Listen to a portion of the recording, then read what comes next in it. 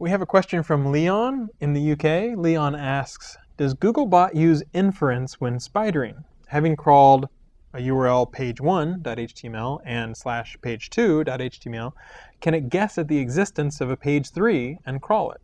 Or does it stick entirely to what it finds via the link graph and/or sitemaps and feeds?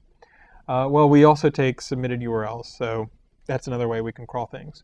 But we do use some inference. So for example, suppose you have a URL with 3 or 4 different parameters.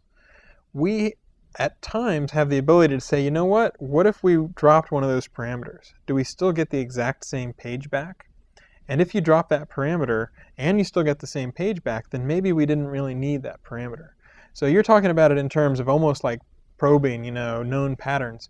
But we certainly do use it in terms of removing parameters for some sites and seeing whether that makes a difference.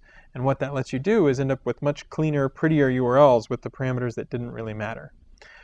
So I don't know. I'd have to double check whether we do the type of inference that you're talking about, but we do try to do smart crawling and say, maybe this isn't really a necessary parameter. We see it all the time. So what happens if we left it out? Would it still have a good page that looks the exact same to us? We try to crawl smarter and smarter every single time that every year. So we've also added the ability to crawl through forms. Now, if you robots.txt out that form, then we'll never crawl it.